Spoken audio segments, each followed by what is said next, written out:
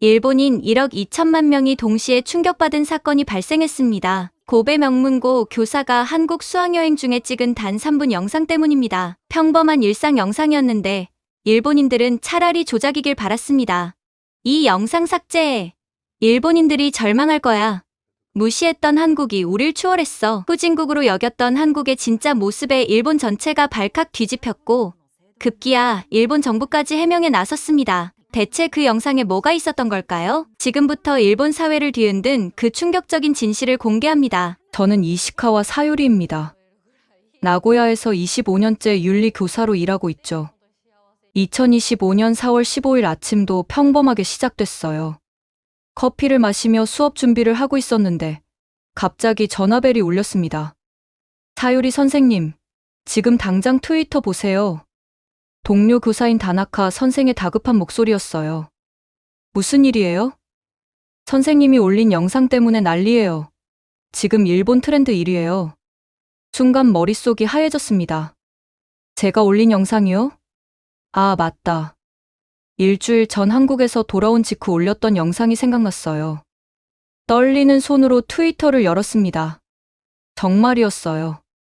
제 영상이 이미 300만 조회수를 넘어서고 있었고 댓글은 1만 개가 넘었습니다. 이게 진짜 한국이라고? 우리가 알던 것과 너무 다른데? 매국노다. 일본의 명예를 실추시키는 영상이다. 아니다. 이런 용기 있는 고백이 필요했다. 서대문 형무소에서 우는 우리 학생들을 보고 나도 울었다. 댓글들은 극과 극으로 나뉘어 있었어요. 제 핸드폰은 계속 울려댔습니다.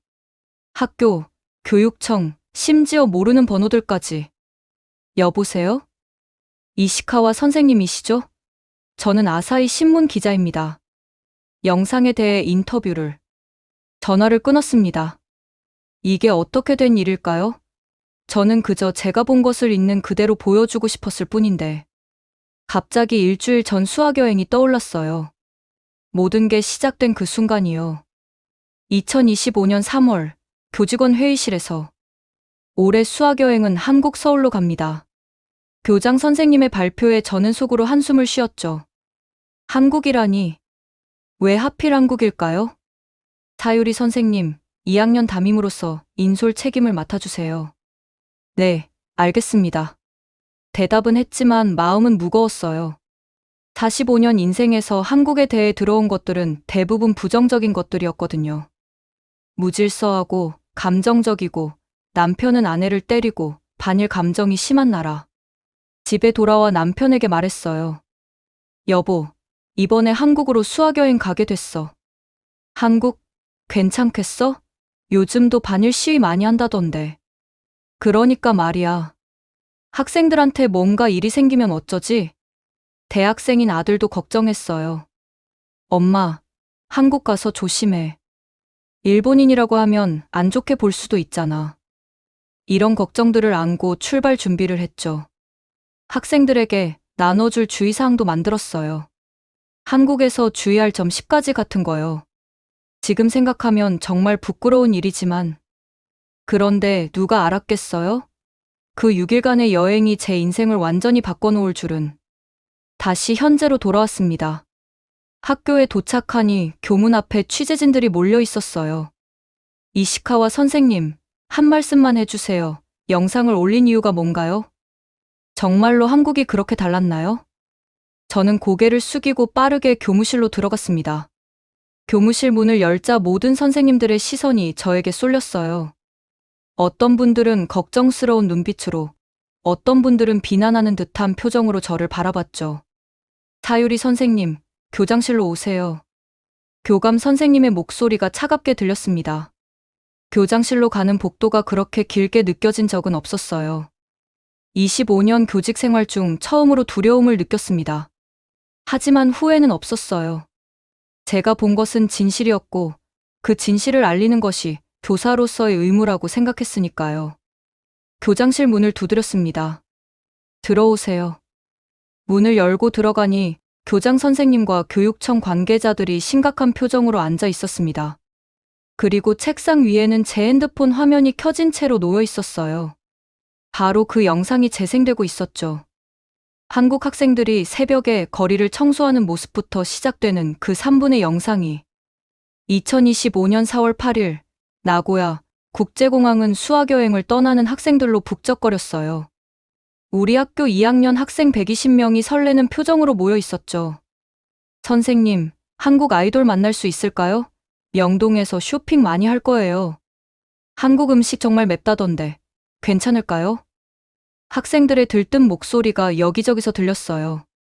하지만 저는 걱정이 앞섰습니다. 자, 다들 모여보세요. 출발 전에 다시 한번 주의사항을 말씀드릴게요.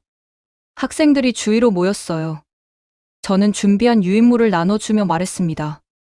한국은 우리나라와 문화가 많이 달라요. 특히 감정 표현이 격하고 목소리가 클 수 있으니 놀라지 마세요. 그리고 반일 감정을 가진 사람들도 있을 수 있으니 일본인임을 너무 드러내지 않는 게 좋겠어요. 그때 반장인 사토 레이나가 손을 들었어요. 선생님, 그거 편견 아니에요? 제 친구 중에 한국인 유학생이 있는데 전혀 그렇지 않던데요. 순간 당황했어요. 레이나는 늘 똑똑하고 자기 생각이 뚜렷한 학생이었거든요. 레이나, 그건 개인차가 있겠지만 일반적으로는 그렇다는 거야. 선생님도 여러분의 안전을 위해서 하는 말이니까. 레이나가 고개를 갸웃거렸지만 더 이상 반박하지는 않았어요. 비행기에 오르면서도 불안한 마음은 가시지 않았습니다. 옆자리에 앉은 부담임 야마다 선생님도 비슷한 마음이었나 봐요. 사유리 선생님, 솔직히 좀 걱정되지 않으세요? 요즘 한일 관계도 안 좋고. 그러게요. 학생들에게 무슨 일이라도 생기면 2시간의 비행 시간 동안 저는 계속 최악의 시나리오를 상상했어요. 학생들이 한국에서 차별받는 모습, 반일 시위에 휘말리는 상황. 왜 하필 한국일까? 이런 생각이 머릿속을 떠나지 않았죠. 곧 인천국제공항에 도착합니다. 기내 방송이 나오자 학생들이 웅성거리기 시작했어요. 창밖으로 한국 땅이 보이기 시작했죠. 우와, 바다다. 건물들이 엄청 많네요. 학생들의 신나는 목소리와 달리 저는 점점 더 긴장됐어요. 이제 시작이구나. 비행기가 착륙하고 입국 심사를 받으러 가는 길, 저는 학생들에게 다시 한번 당부했어요. 자, 다들 조용히 질서 있게 움직여요. 한국 사람들한테 좋은 인상을 줘야 해요. 그런데 이상했어요. 공항 직원들이 모두 밝은 미소로 우리를 맞아주는 거예요. 어서 오세요. 한국에 오신 것을 환영합니다. 일본어로 인사하는 직원도 있었고, 길을 친절하게 안내해 주는 사람들도 있었어요.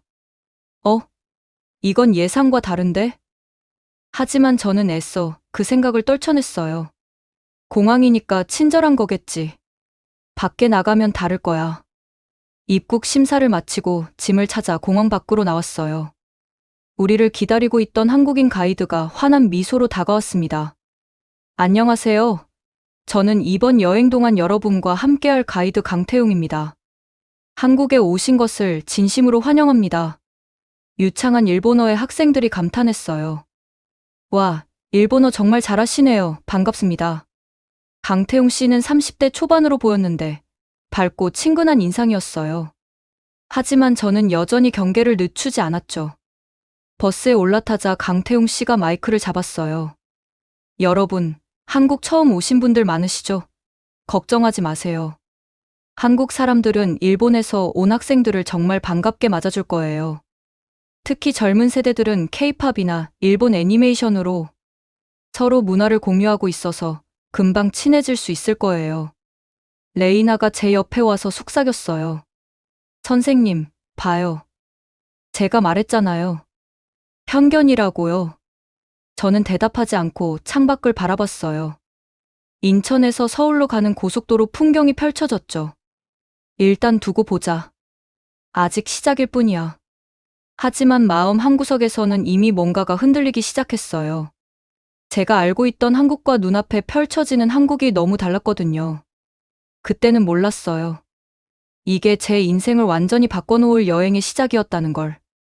인천공항에 첫 발을 내딛는 순간, 저는 할 말을 잃었어요. 이게 공항이야? 제 입에서 저도 모르게 감탄사가 나왔죠. 천장은 하늘처럼 높았고 통유리로 된 벽면으로는 햇살이 쏟아져 들어왔어요. 무엇보다 놀라운 건 그 규모였습니다. 선생님, 여기 도쿄 나리타 공항보다 더 크고 현대적인 것 같아요. 한 학생이 신기한 듯 이리저리 둘러보며 말했어요. 저도 인정할 수밖에 없었죠. 제가 아는 어떤 일본 공항보다도 인천공항이 더 첨단적이었거든요. 어서 오세요. 무엇을 도와드릴까요? 갑자기 옆에서 목소리가 들렸어요. 돌아보니 하얀 로봇이 우리에게 다가오고 있었습니다. 어머, 로봇이 말을 해요. 학생들이 신기해하며 로봇 주위로 모여들었어요. 로봇은 자연스럽게 일본어로 공항 시설을 안내하기 시작했죠. 면세점은 3층에 있고 한국 전통문화 체험관은 2층에 있습니다. 환승구역으로 가시려면 저는 믿을 수 없었어요. 일본에서도 이런 서비스 로봇을 몇 번 봤지만 이렇게 자연스럽게 여러 언어로 대화하는 건 처음이었거든요. 가이드인 강태웅 씨가 웃으며 설명했어요. 이건 3세대 안내 로봇이에요. 인천공항이 세계 최고 수준의 스마트 공항을 목표로 하고 있거든요. 작년에는 세계공항 서비스 평가에서 12년 연속 1위를 했죠. 12년 연속 1위라고? 순간 제 안에 뭔가가 흔들렸어요. 제가 생각했던 한국의 이미지와 너무 달랐거든요. 공항철도를 타러 가는 길도 놀라움의 연속이었어요. 모든 안내판이 한국어, 영어, 중국어, 일본어로 표시되어 있었고, 곳곳에 도우미들이 서서 길을 안내하고 있었죠. 할머니, 어디 가세요? 제가 도와드릴게요. 젊은 공항 직원이 큰 짐을 든 일본인 할머니에게 다가가 도와주는 모습도 봤어요. 할머니가 일본어로 감사하다고 하자 직원은 서툰 일본어로 괜찮아요. 조심히 가세요라고 답했죠. 야마다 선생님이 제게 속삭였어요. 사유리 선생님, 한국 사람들 정말 친절한데요? 우리가 알던 것과 좀 다른 것 같아요. 저는 대답하지 못했어요. 인정하기 싫었거든요. 45년 동안 믿어왔던 것들이 흔들리는 게 두려웠으니까요. 공항철도에 올라탔을 때 또 한 번 놀랐어요. 우와, 전철 안이 너무 깨끗해요. 좌석도 푹신하고 넓어요. 학생들이 감탄사를 연발했죠. 정말 그랬어요. 일본의 전철과 비교해도 손색이 없을 정도로 깨끗하고 현대적이었습니다. 무엇보다 놀라운 건 사람들의 모습이었어요. 전철이 도착하자 사람들이 먼저 내리는 승객을 기다렸다가 질서정연하게 탔어요. 전철 안에서도 큰 소리로 떠드는 사람은 없었고 노약자석은 비어 있었죠. 누군가 연세 있는 분이 타시면 젊은 사람들이 자연스럽게 자리를 양보했고요. 이게 내가 알던 그 무질서한 한국이 맞나? 레이나가 또 제 옆으로 왔어요. 선생님, 한국 사람들 일본 사람들이랑 똑같이 질서 잘 지키는데요? 그러네. 아니, 이건 공항철도니까 특별한 거야. 시내에 가면 다를 거야. 제 대답이 궁색하다는 걸 저도 알았어요. 하지만 인정하고 싶지 않았죠. 창밖으로 서울 시내가 가까워지면서 높은 빌딩들이 하나둘 보이기 시작했어요. 저 다리가 인천대교예요. 길이가 21.38km로 한국에서 가장 긴 다리죠. 강태웅 씨의 설명이 이어졌어요. 그리고 저기 보이는 게 송도 국제도시예요.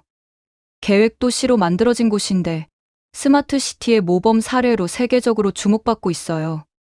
학생들이 창문에 매달려 구경했어요. 저도 놀라움을 감출 수 없었죠. 미래 도시 같은 모습이었거든요. 한국이 이렇게 발전했다니. 제 입에서 나온 말에 저도 놀랐어요. 서울역에 도착했을 때는 또 다른 충격이 기다리고 있었어요.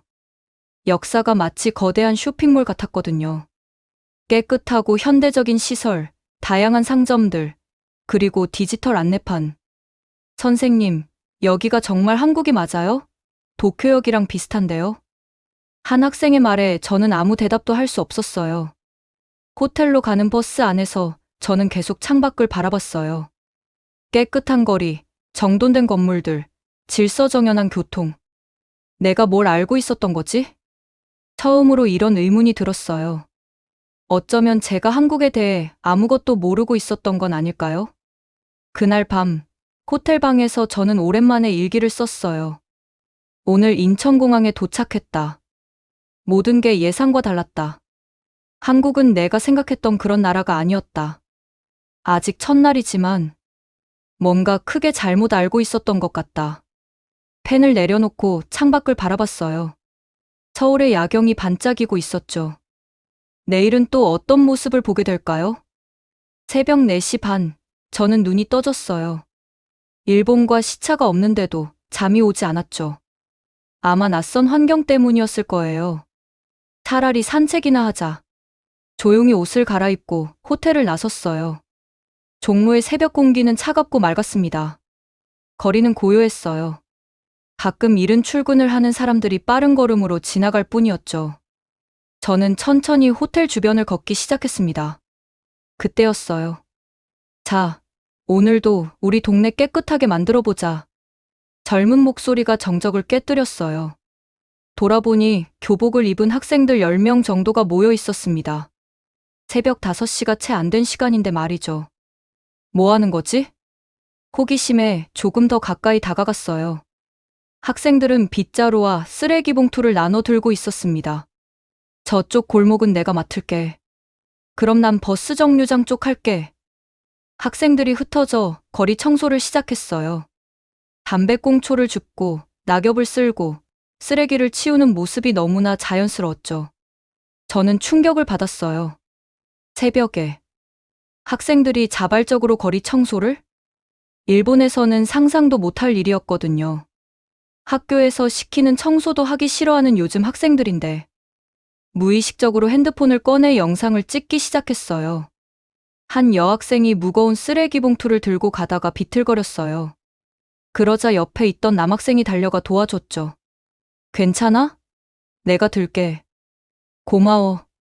그때 제 앞을 지나가던 남학생과 눈이 마주쳤어요. 아, 안녕하세요. 학생이 밝게 인사했어요. 아, 안녕. 그런데 이 시간에 뭐 하는 거니? 제가 서툰 한국어로 물었더니 학생이 웃으며 답했어요. 저희 매주 수요일 아침에 동네 청소해요. 우리가 사는 동네니까 우리가 깨끗하게 해야죠. 학교에서 시킨 거니? 아니요. 저희가 자발적으로 하는 거예요. 작년에 학생회에서 시작했는데 이제는 습관이 됐어요. 저는 믿을 수 없었어요. 힘들지 않니? 이른 아침에. 처음엔 힘들었는데 이제는 괜찮아요. 깨끗해진 거리를 보면 뿌듯하거든요. 어르신들도 좋아하시고요. 마침 그때 할머니 한 분이 큰 짐을 들고 언덕길을 올라가고 계셨어요. 할머니, 제가 들어드릴게요. 청소하던 학생 2명이 빗자루를 내려놓고 달려갔어요. 아이고, 고맙구나. 이 이른 아침에. 아니에요, 할머니. 조심히 올라가세요. 학생들이 할머니의 짐을 나눠 들고 천천히 언덕을 올라갔어요. 할머니는 연신 고맙다고 하셨죠. 저는 그 모습을 영상에 담으며 눈시울이 뜨거워졌어요. 일본은 언제부터 이런 모습을 잃어버렸을까? 우리도 예전에는 이랬어요. 이웃을 돕고 함께 동네를 가꾸고.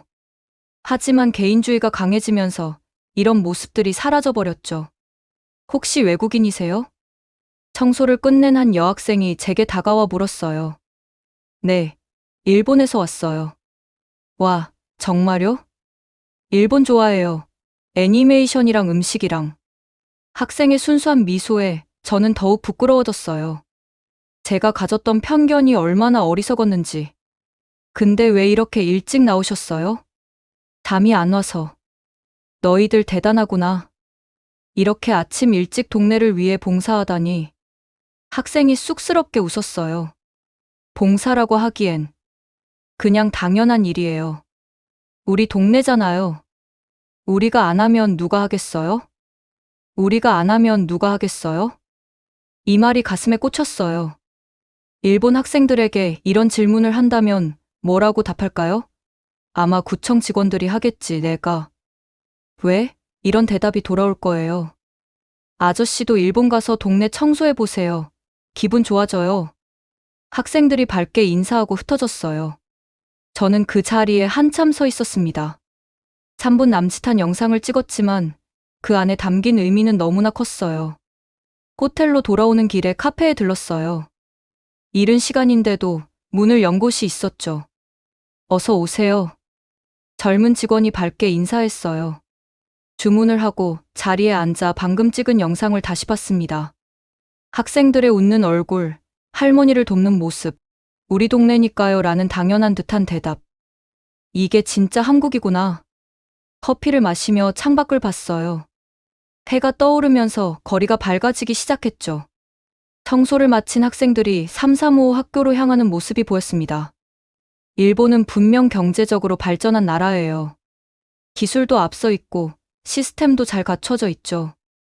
하지만 우리가 잃어버린 게 있었어요. 바로 함께라는 마음이었죠. 이웃을 생각하고 공동체를 위해 기꺼이 나서는 마음. 호텔에 돌아와 씻고 나니 7시가 되었어요. 아침 식사 시간에 맞춰 식당으로 내려갔죠. 선생님, 일찍 일어나셨네요? 레이나가 먼저 와 있었어요. 응, 잠이 안 와서 산책 좀 했어. 저도 아까 창문으로 봤는데 한국 학생들이 거리 청소하는 거 보셨어요? 봤어. 정말 놀라웠어. 레이나가 진지한 표정으로 말했어요. 선생님, 우리가 한국에 대해 너무 모르고 있었던 것 같아요. 어제부터 계속 놀라기만 해요. 저는 고개를 끄덕였어요. 그래, 네 말이 맞아. 선생님도 많이 배우고 있어. 아침을 먹으며 오늘 일정을 생각했어요. 오전에는 경복궁, 오후에는 서대문 형무소 방문이 예정되어 있었죠. 서대문 형무소라. 가슴이 무거워졌어요. 일본인 교사로서 그곳을 방문한다는 게 부담스러웠거든요. 하지만 피할 수 없는 역사였죠. 그때는 몰랐어요. 그곳에서 우리 학생들이, 그리고 제가 어떤 경험을 하게 될지. 오후 2시, 우리는 서대문 형무소 역사관 앞에 도착했어요. 붉은 벽돌로 된 건물이 무겁게 느껴졌습니다. 학생들도 갑자기 조용해졌어요. 다들 이곳이 어떤 곳인지 알고 있었으니까요. 자, 여러분. 이곳은 역사적으로 매우 중요한 곳입니다. 진지한 마음으로 관람해 주세요. 제가 학생들에게 당부했어요. 사실 저도 긴장됐습니다. 일본인으로서 이곳을 방문한다는 게. 입구에서 한국인 해설사분이 우리를 맞았어요. 안녕하세요. 일본에서 오신 학생들이죠? 오늘 제가 안내해 드리겠습니다. 해설사분의 표정은 무겁지도 적대적이지도 않았어요. 담담했죠. 이곳은 1908년 일제가 만든 감옥입니다. 수많은 독립운동가들이 이곳에서 고통받았죠. 우리는 조용히 해설사분을 따라갔어요. 첫 번째 전시실에 들어서자 학생들이 숨을 들이켰어요. 고문 도구들이 전시되어 있었거든요. 이런 도구들로. 레이나가 작은 목소리로 중얼거렸어요. 해설사분이 설명을 이어갔습니다. 특히 여성 독립운동가들이 받은 고통은 이루 말할 수 없었습니다. 그 중에서도 유관순 열사의 이야기를 들려드릴게요. 유관순. 저도 이름은 알고 있었어요. 하지만 구체적인 이야기는 처음 들었죠. 유관순 열사는 1902년생으로 여러분과 비슷한 나이인 18살에 3.1 운동을 주도했습니다. 18살이요? 한 학생이 놀라서 물었어요. 네. 이화학당 학생이었죠. 1919년 3월 1일, 그녀는 태극기를 들고 대한독립만세를 외쳤습니다. 해설사분이 우리를 감옥 복도로 안내했어요. 좁고 어두운 복도가 끝없이 이어졌죠. 유관순 열사는 이곳 8호 감방에 갇혔습니다. 하지만 감옥 안에서도 독립만세를 외치는 것을 멈추지 않았어요. 8호 감방 앞에 섰을 때 이상하게도 공기가 무거워지는 것 같았어요. 일제는 그녀에게 잔혹한 고문을 가했습니다. 손톱을 뽑고 뜨거운 인두로 지지고. 하지만 그녀는 끝까지 굴복하지 않았어요. 그때였어요. 응. 레이나가 울음을 터뜨렸습니다. 같은 나이인데 어떻게 그런 고통을. 다른 학생들도 눈시울이 붉어졌어요. 해설사분이 잠시 말을 멈췄다가 이어갔습니다. 1920년 9월 28일 유관순 열사는 이곳에서 순국했습니다. 18살의 꽃다운 나이였죠. 마지막까지 대한독립만세를 외치며 정말 죄송합니다.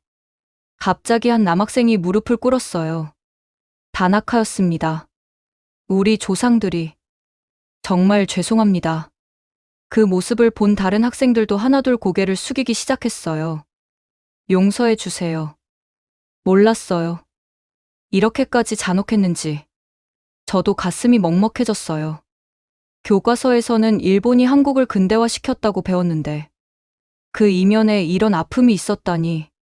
그때 놀라운 일이 벌어졌어요. 괜찮아요. 일어나세요. 젊은 한국인들이 우리 학생들에게 다가왔어요. 그들도 관람 중인 고등학생들이었죠. 과거는 과거예요. 중요한 건 미래잖아요. 한국 학생 중 한 명이 울고 있는 레이나의 어깨를 토닥였어요. 우리가 함께 더 나은 미래를 만들어가면 돼요. 그게 독립운동가분들이 진짜 원하시는 거 아닐까요? 정말. 그래도 되는 건가요? 레이나가 눈물을 닦으며 물었어요. 당연하죠. 우리는 친구가 될 수 있어요. 과거를 잊자는 게 아니라 기억하되 미래로 나아가자는 거예요. 저는 그 광경을 영상에 담았어요. 일본 학생들의 진심 어린 사죄와 한국 학생들의 따뜻한 위로. 이게 진정한 화해의 모습이 아닐까요? 해설사분이 부드럽게 말했어요. 역사를 아는 것은 중요합니다. 하지만 더 중요한 건 그 역사에서 배워 더 나은 미래를 만드는 거예요. 여러분이 오늘 보여준 모습이 바로 그거예요.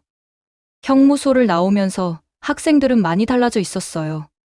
선생님, 저희가 배운 역사가 전부가 아니었네요. 다나카가 진지하게 말했어요. 그래. 역사는 여러 면이 있어. 우리는 모든 면을 봐야 해. 앞으로는 다르게 살아야겠어요. 한국 친구들도 많이 사귀고. 버스로 돌아가는 길, 아까 만났던 한국 학생들이 손을 흔들며 인사했어요. 또 만나요. 인스타그램 주소 알려줄게요. 우리 학생들도 밝게 손을 흔들었죠. 저는 카메라를 내려놓고 생각했어요. 이게 진정한 교육이구나. 교과서로만 배우는 게 아니라 직접 보고 느끼고 성찰하는 것. 그리고 용기 내어 사죄하고 화해의 손을 맞잡는 것. 그날 저녁, 호텔에서 학생들과 이야기를 나눴어요. 오늘 어땠어? 힘들었지만 꼭 필요한 경험이었어요. 맞아요. 이제야 왜 역사를 제대로 알아야 하는지 알겠어요. 레이나가 말했어요. 선생님, 제가 한국 친구들한테 들었는데요. 한국에서는 역사를 잊은 민족에게 미래는 없다는 말이 있대요. 좋은 말이네. 근데 그 친구가 이렇게 덧붙였어요. 하지만 과거에만 갇혀 있어도 미래는 없다고요. 저는 고개를 끄덕였어요. 오늘 서대문 형무소에서 본 것들, 그리고 한국과 일본 학생들이 보여준 화해의 모습. 이 모든 게 제 안에 무언가를 완전히 바꿔놓았어요. 다음 날 아침, 우리는 경복궁으로 향했어요. 어제 서대문 형무소에서의 경험 때문인지 학생들의 표정이 전과는 달랐어요. 더 진지하고 더 열린 마음으로 한국을 바라보는 것 같았죠. 경복궁은 조선왕조 500년의 역사가 담긴 곳입니다. 가이드 강태웅 씨가 설명을 시작했어요. 1395년에 창건되었고 임진왜란 때 불타버렸다가 고종 때 중건되었죠. 임진왜란. 일본에서는 도요토미 히데요시의 조선 출병이라고 배웠던 그 전쟁. 하지만 한국 입장에서는 침략 전쟁이었겠죠. 광화문을 지나 근정전으로 가는 길, 마침 한국 고등학생들 단체가 우리와 같은 방향으로 걸어가고 있었어요. 일본 학생들이다. 한국 학생 중 한 명이 우리를 알아봤어요. 안녕하세요. 밝게 인사하는 그들에게 우리 학생들도 인사했죠. 혹시 어제 서대문 형무소에서 만난? 맞아요. 반가워요. 어제 만났던 학생들이었어요. 정말 신기한 인연이었죠. 같이 구경해요. 자연스럽게 한국 학생들과 일본 학생들이 섞여서 걷기 시작했어요. 근정전 앞에서 강태웅 씨가 설명했어요. 이곳에서 왕의 즉위식이나 중요한 국가 행사가 열렸습니다. 그때 한국 학생 중 한 명이 말했어요. 우리는 이 궁궐이 일제강점기 때 많이 훼손됐다고 배웠어요. 순간 분위기가 조금 어색해졌어요. 하지만 레이나가 용기 있게 대답했습니다. 저희도 이제 알아요. 정말 죄송해요. 아니에요. 우리가 왜 사과를 받아요? 그건 옛날 일이잖아요. 한국 학생이 웃으며 말했어요. 그보다 서로의 역사를 제대로 알고 이해하는 게 중요한 것 같아요. 강태용 씨가 균형 잡힌 목소리로 말했어요. 맞습니다. 역사는 있는 그대로 알아야 해요. 일본이 한국을 침략한 것도 사실이고, 그 과정에서 많은 아픔이 있었던 것도 사실이죠. 하지만 이제는 서로를 이해하고 함께 나아가야 할 때예요. 경회로에 도착했을 때 한일 학생들이 자연스럽게 대화를 나누고 있었어요. 일본 애니메이션 정말 좋아해요. 저는 케이팝 팬이에요. 다음에 일본 오면 안내해 줄게요. 저도 한국도 올 거예요. 젊은 세대들은 이미 문화로 연결되어 있었어요. 한 한국 학생이 흥미로운 이야기를 했어요. 사실 저희 할아버지는 일본을 좋게 생각 안 하세요. 일제강점기 때 고생하셨거든요. 하지만 저한테는 이렇게 말씀하세요. 과거는 잊으면 안 되지만 너희 세대는 다르게 살아야 한다고요. 일본 학생이 물었어요. 정말로 우리가 친구가 될 수 있을까요? 이미 친구잖아요. 한국 학생의 밝은 대답에 모두가 웃었어요. 점심시간, 우리는 한국 학생들과 함께 근처 식당에서 밥을 먹었어요. 이게 김치찌개예요. 매울 수 있는데 괜찮아요? 도전해 볼게요. 일본 학생들이 조심스럽게 김치찌개를 먹어봤어요. 와, 맵지만 맛있어요. 함께 밥을 먹으며 이야기하는 모습이 정말 자연스러웠어요. 국적이 다르고 역사가 복잡하지만 그들은 그저 같은 나이의 친구들이었죠. 식사 후 헤어지면서 한국 학생 중 한 명이 말했어요. 선생님, 일본 학생들 데리고 오셔서 감사해요. 어머, 왜요? 저희도 일본에 대해 편견이 있었거든요. 하지만 직접 만나보니 우리랑 똑같은 친구들이에요. 그 말에 저는 깊은 감동을 받았어요. 서로 만나고 대화하는 게 정말 중요한 것 같아요. 맞아요. 그래서 저희가 일본어 공부하고 있어요. 더 많은 일본 친구들을 사귀고 싶거든요. 버스로 돌아가면서 학생들에게 물었어요. 오늘 어땠어? 선생님, 한국 친구들이 정말 친절해요.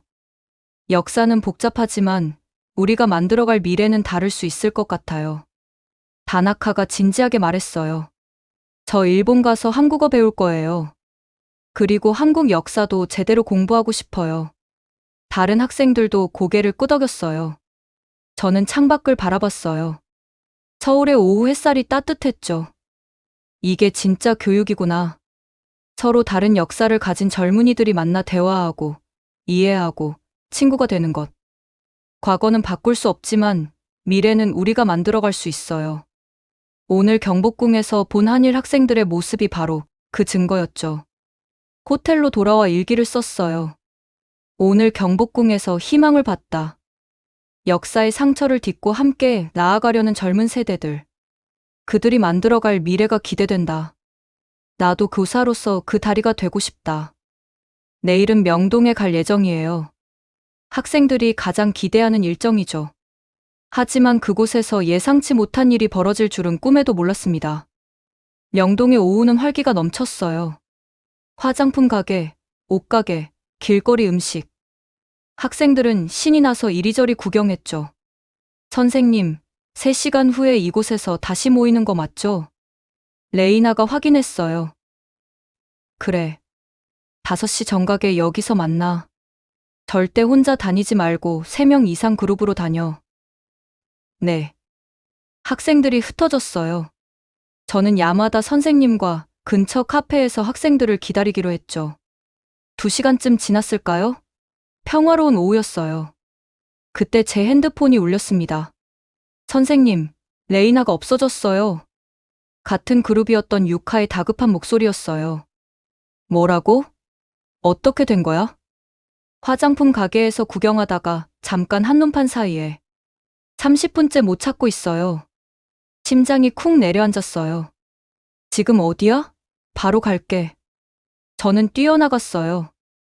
야마다 선생님도 따라왔죠. 유카와 다른 학생들이 울상이 되어 있었어요. 정확히 어디서 없어진 거야? 저 네이처 리퍼블릭이라는 가게예요. 저희가 다른 제품 보는 사이에 혹시 다른 층으로 갔을 수도. 다 찾아봤어요. 화장실도 가봤고, 점점 불안해졌어요. 낯선 나라에서 학생이 사라지다니. 일단 경찰에 신고해야. 그때 가이드 강태웅 씨가 달려왔어요. 무슨 일이세요? 사정을 설명하자 그가 즉시 행동에 나섰어요. 바로 경찰에 신고하겠습니다. 그리고 명동 상인회에도 연락할게요. 5분도 안 돼서 경찰이 도착했어요. 학생 사진 있으세요? 네, 여기요. 경찰관이 무전기로 뭔가 지시하더니 말했어요. 주변 CCTV 확인하고 있습니다. 그리고 명동 전체에 방송도 나갈 거예요. 걱정 마세요. 꼭 찾을 겁니다. 정말로 몇 분 후 명동 전체에 방송이 울렸어요. 일본인 여학생 사토 레이나 양을 찾습니다. 17살, 검은 머리 숄더 길이. 한국어, 영어, 일본어, 중국어로 반복됐어요. 그때 놀라운 일이 벌어졌어요. 주변 상인들이 하나둘 가게에서 나와 찾기 시작한 거예요. 일본 학생 잃어버렸다고? 우리도 찾아볼게요. 저쪽은 내가 볼게. 순식간에 수십 명이 레이나를 찾기 시작했어요. 한 아주머니가 다가와 제 손을 잡았어요. 선생님, 너무 걱정 마세요. 우리 명동 상인들이 다 나서면 못 찾을 사람 없어요. 꼭 찾아드릴게요. 눈물이 났어요. 모르는 사람들이 이렇게 나서주다니. 1시간이 지났어요. 학생들도 울기 시작했고, 저도 최악의 상황을 상상하게 됐어요. 그때였어요.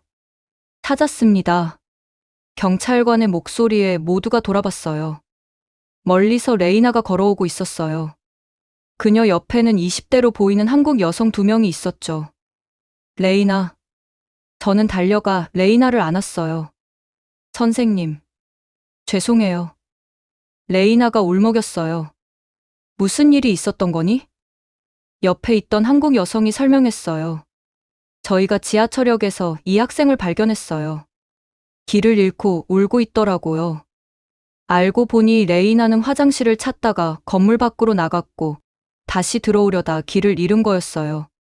핸드폰도 방전되고 한국어도 못하고 정말 무서웠어요. 그래서 저희가 경찰서로 데려가려던 참회 방송을 들었어요. 다행히 빨리 찾았네요. 2 여성은 대학생이었어요. 정말 감사합니다. 어떻게 감사를 드려야? 아니에요. 당연한 일을 했을 뿐이에요. 외국에서 길 잃으면 얼마나 무서운지 아니까요. 경찰관도 웃으며 말했어요. 다행입니다. 한국은 안전한 나라예요. 이렇게 서로 도와주니까요. 주변에 모였던 상인들도 안도의 한숨을 쉬었어요. 아이고, 다행이다. 찾았구나. 고생했어. 한 할머니가 레이나에게 사탕을 주셨어요. 놀랐지? 이거 먹고 기운내. 레이나는 한국어를 몰랐지만 할머니의 따뜻한 마음은 알 수 있었나 봐요. 눈물을 흘리며 인사했죠. 감사합니다. 정말 감사합니다. 저도 주변 사람들에게 계속 인사했어요. 도와주셔서 정말 감사합니다. 한국 분들의 친절을 평생 잊지 못할 거예요. 한 상인 아저씨가 호탕하게 웃으며 말했어요. 에이, 뭐려. 우리 명동에 온 손님인데 당연히 도와야죠. 이제 안심하고 구경하세요. 호텔로 돌아가는 버스 안에서 레이나가 제게 말했어요. 선생님, 정말 무서웠는데. 한국 사람들이 너무 친절했어요. 모르는 저를 위해 그렇게 나서주다니. 다른 학생들도 입을 모았어요.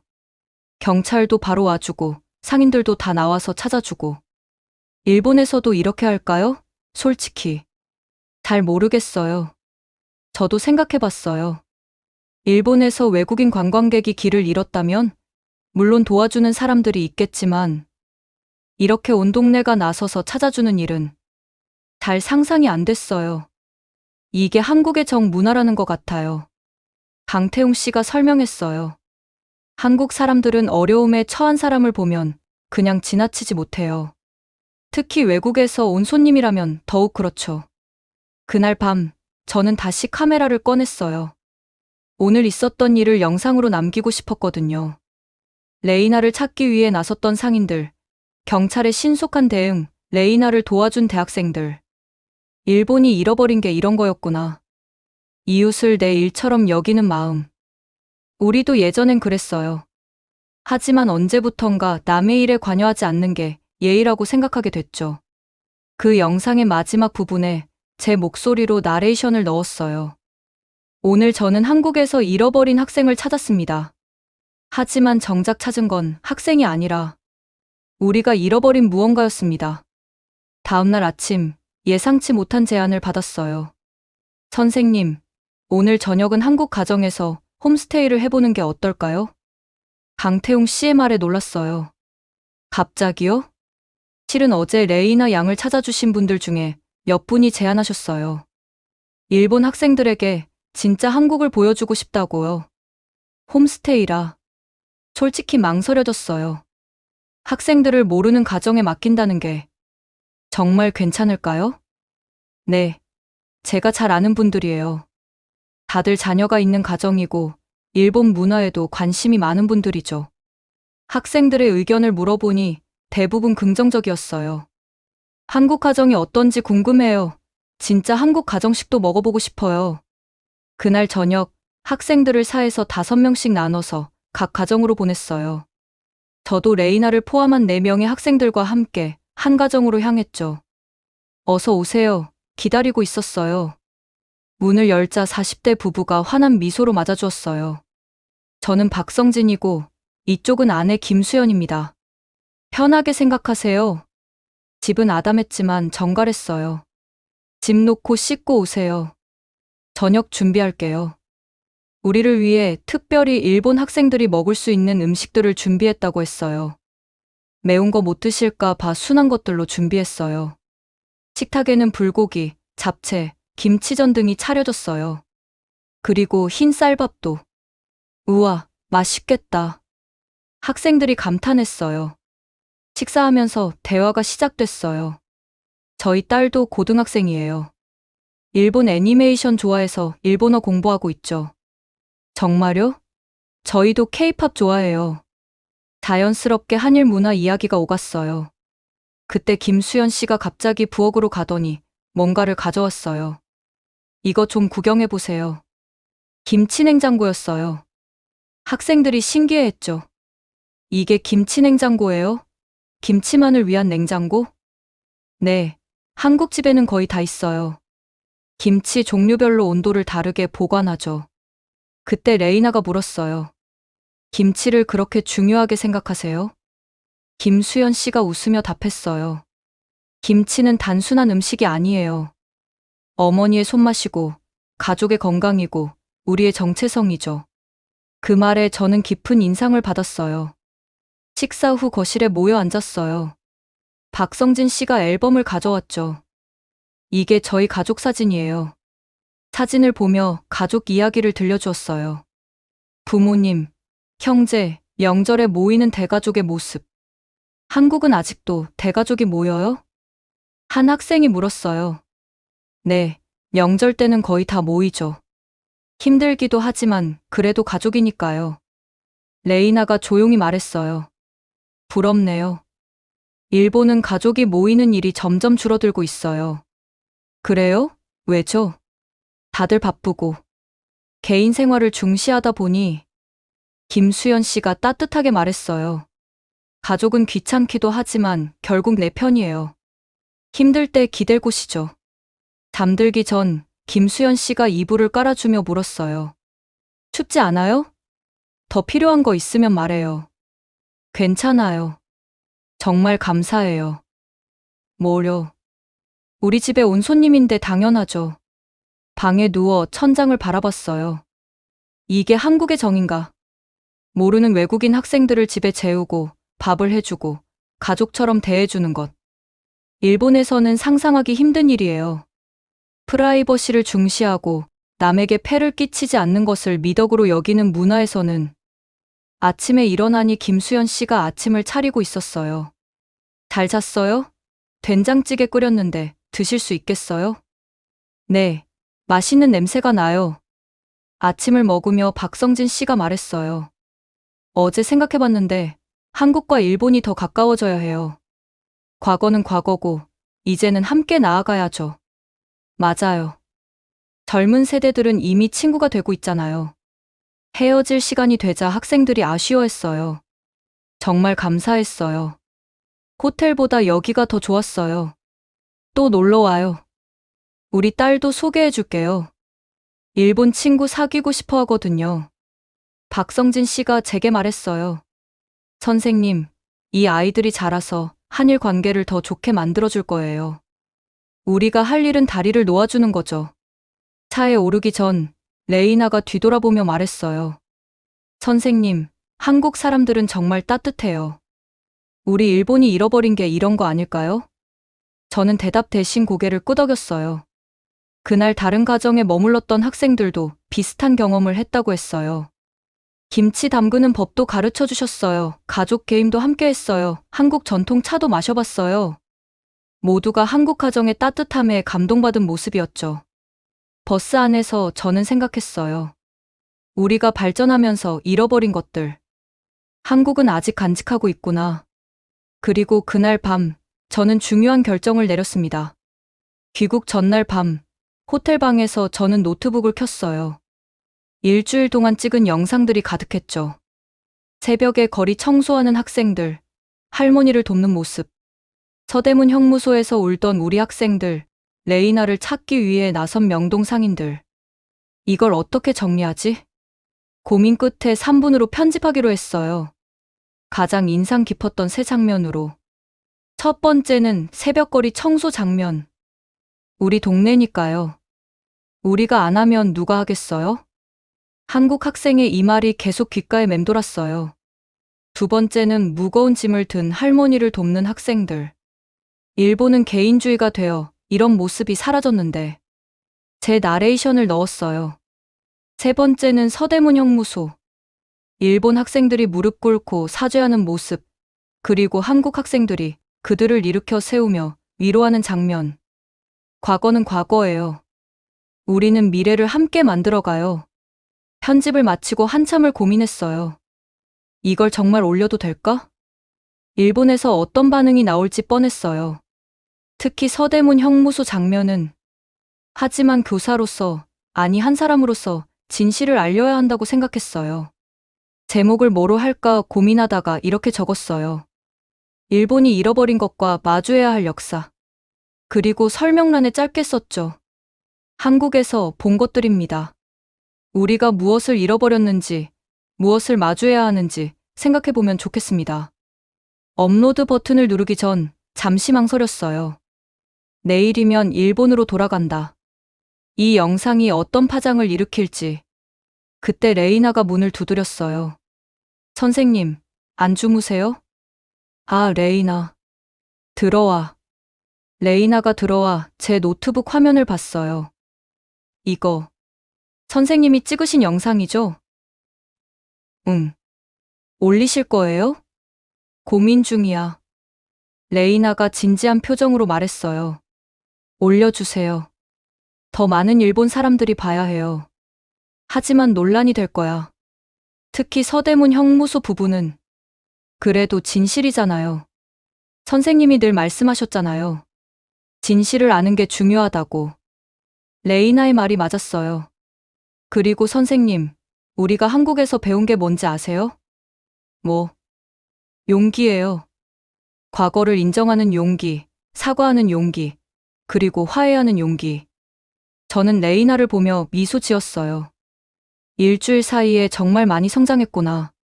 알았어. 올릴게. 업로드 버튼을 클릭했어요. 선생님, 무슨 일이 있어도 저희가 선생님 편이에요. 우리 반 아이들 모두요. 고마워, 레이나. 레이나가 나간 후 저는 창밖을 바라봤어요. 서울의 마지막 밤이었죠. 핸드폰이 울렸어요. 남편이었죠. 내일 돌아오는 거지? 응. TV 뉴스에서 봤어. 한국이 많이 발전했다던데? 응. 우리가 생각했던 것과 많이 달라. 무슨 일 있었어? 목소리가 달라진 것 같은데. 저는 잠시 말을 멈췄다가 답했어요. 많은 걸 배웠어. 돌아가서 이야기할게.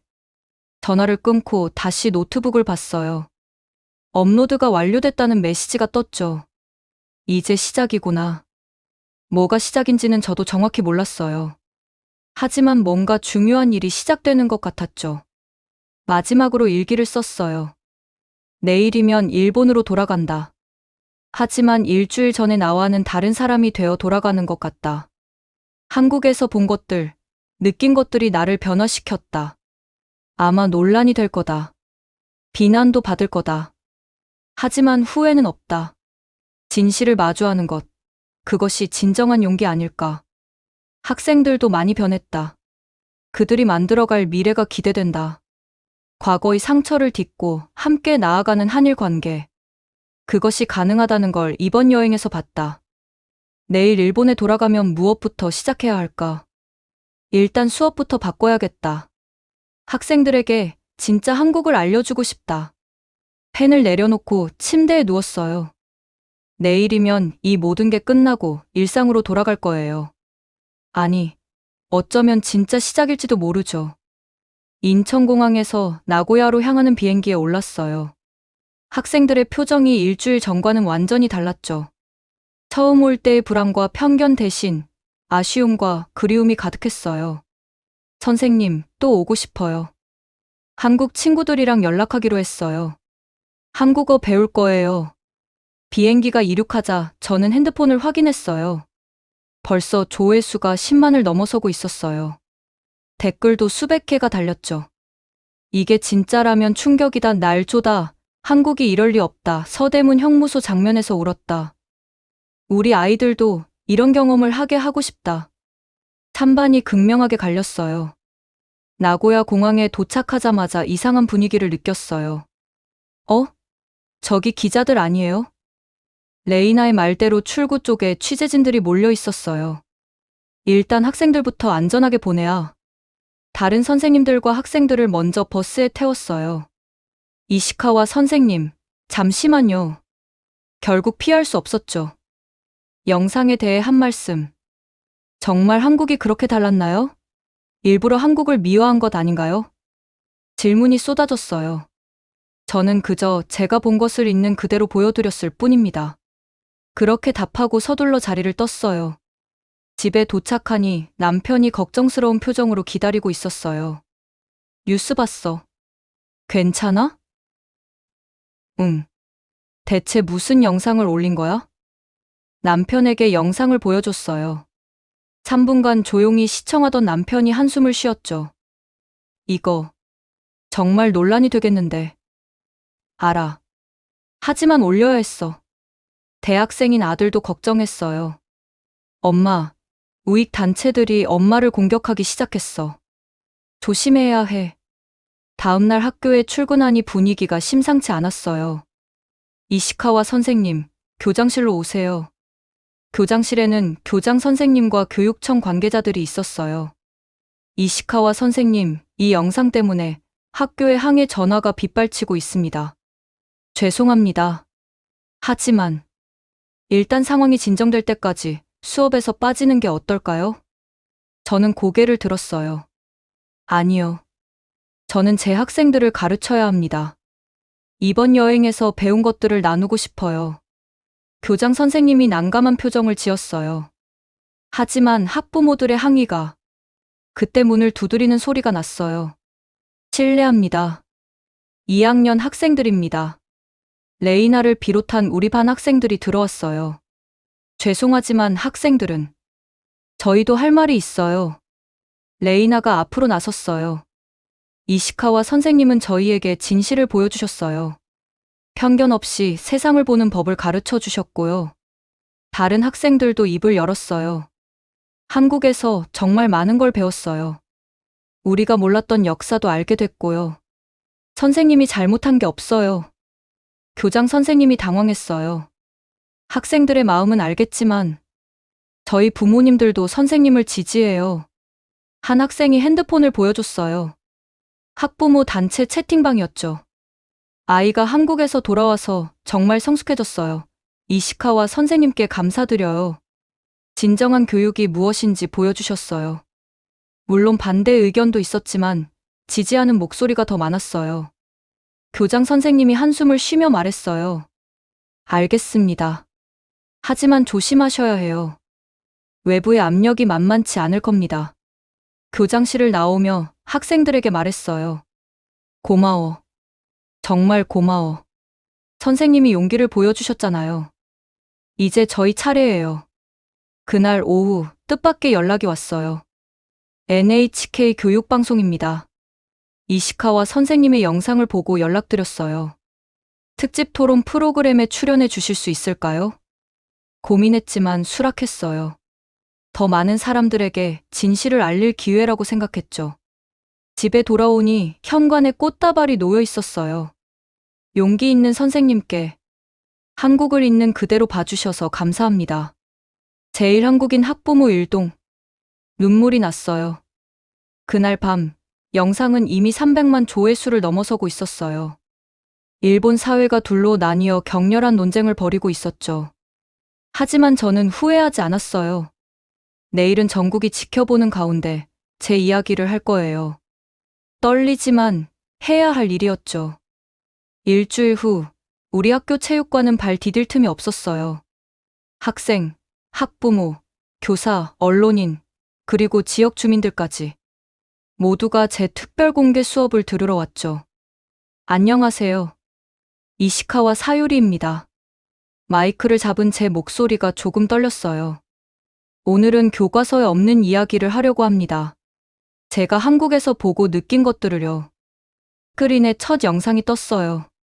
새벽에 거리를 청소하는 한국 학생들. 이 학생들은 누가 시킨 것도 아닙니다. 그저 자신들이 사는 동네를 사랑하기 때문에 자발적으로 하는 일이죠. 청중들이 조용히 화면을 응시했어요. 우리 일본도 한때는 이랬습니다. 이웃을 돕고 함께 마을을 가꾸고. 하지만 우리는 무엇을 얻고 무엇을 잃었을까요? 다음은 서대문 형무소 영상이었어요. 일부 청중이 불편해하는 게 보였지만 저는 계속했어요. 우리 학생들이 무릎 꿇고 사죄했을 때 한국 학생들은 이렇게 말했습니다. 과거는 과거다. 우리는 미래를 함께 만들어가자고요. 레이나가 손을 들었어요. 제가 직접 경험한 이야기를 해도 될까요? 그래, 레이나. 레이나가 앞으로 나왔어요. 저는 한국에 가기 전까지 한국인들은 일본을 싫어한다고만 생각했어요. 하지만 제가 길을 잃었을 때 모르는 한국 사람들이 저를 찾기 위해 나서주었어요. 국적을 떠나 그저 어려움에 처한 사람을 도와준 거죠. 다른 학생들도 하나둘 일어나 자신의 경험을 이야기했어요. 체육관 뒤쪽에서 한 노인이 일어났어요. 저는 전쟁을 경험한 세대입니다. 한국에 대해 좋지 않은 감정도 있었죠. 하지만 이 영상을 보고 생각이 바뀌었습니다. 우리가 과거에 갇혀 있으면 안 됩니다. 한 학부모가 말했어요. 제 아이가 한국에서 돌아온 후 많이 변했어요. 이웃을 돕고 어른들께 인사도 잘하고 한국에서 뭔가 중요한 걸 배워온 것 같아요. 반대 의견도 있었어요. 그래도 역사적 사실을 미화해서는 안 됩니다. 한 남성이 목소리를 높였어요. 저는 침착하게 답했어요. 미화가 아닙니다. 있는 그대로를 보여드린 거예요. 오히려 우리가 그동안 편견이라는 필터로 한국을 봐왔던 건 아닐까요? 2시간 동안의 수업이 끝나갈 무렵 저는 마지막 말을 했어요. 저는 이번 여행에서 공감이라는 단어를 배웠습니다. 상대방의 입장에서 생각하고 아픔을 이해하고 함께 나아가는 것. 그것이 진정한 교육이 아닐까요? 우리 일본은 경제적으로 발전했고 기술도 앞서 있습니다. 하지만 우리가 잃어버린 것도 있어요. 이웃과 함께하는 마음, 공동체 정신, 그리고 과거를 직시하는 용기. 저는 제안하고 싶습니다.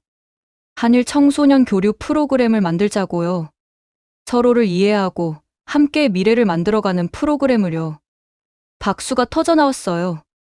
처음에는 조금씩, 그리고 점점 크게. 일어서서 박수치는 사람들도 있었죠. 수업이 끝난 후 수많은 사람들이 다가왔어요. 감동받았습니다. 아이를 꼭 한국에 보내고 싶어요. 선생님 같은 분이 더 많아져야 해요.